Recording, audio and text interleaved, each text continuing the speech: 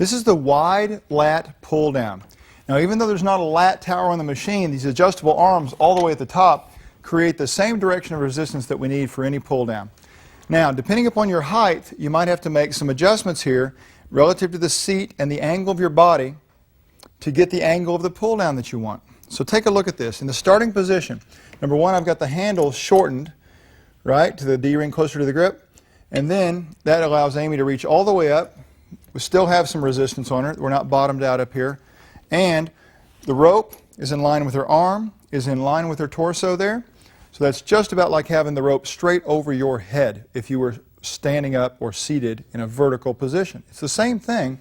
She's just angled a little bit. Now I have the seat back that you use for the leg press. I have it on the front of the sliding seat with the sliding seat locked in a very specific position to allow her this range, and she can rest on this if she wants to. Now she doesn't have to. We could take that off of there and she could use her trunk muscles to maintain that position as well. That would be considered maybe a little bit more advanced. But watch as she goes through the motion. The first thing I'd like for you to watch, do it real slowly for him, Amy. Her shoulder blades are up here at the top, but the first thing you're going to notice is these shoulder blades go down.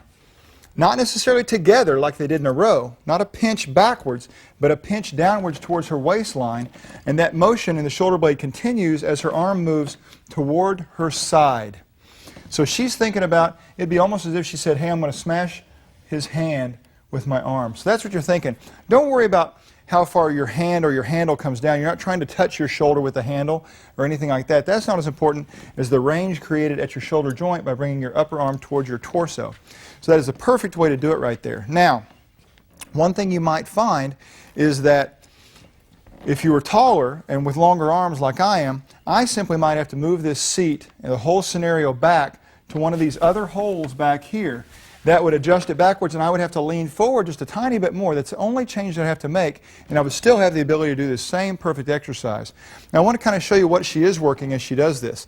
Not only all these lower scapular muscles like lower trap and that kind of thing, but also your lats, the fibers running down, some elbow flexors, all those guys right there.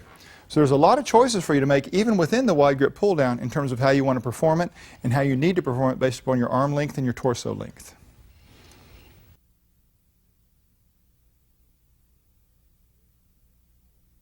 This is called a mid-range pull down, and that doesn't mean you're moving through a partial range.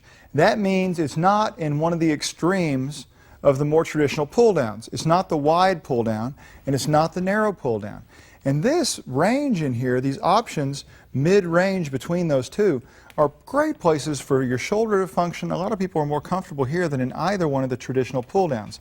So notice that for the pull down, we've got the adjustable arms all the way up. They're all the way up to 0, and we've got this in the shortened setting at the handle so that she can really reach forward. The seat back sometimes comes in handy. You know, we use this for leg presses on the other side of the seat, but here it allows Amy to lean forward on it if she wants. But she's also good enough that we could remove that and she could just hold her trunk there too. You need to find out how that works for you. But the big thing I want you to see is that the range, this plane that she's moving through. Take a look. This would be the wide version. See? And this would be the narrow version. So we're saying that between this and this, there's a bunch of options. And there's exactly in the middle, and that's what she's doing right there.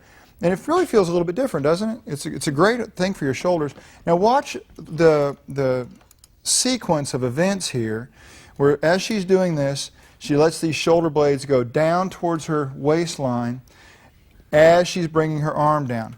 So nothing has really changed from any of the other pull downs in terms of the sequence of events, the unified fluid motion between the shoulder blade and the arm. The big thing that's changed is this plane that we're moving through, not being by her side, not being totally away from her side, but being right in between.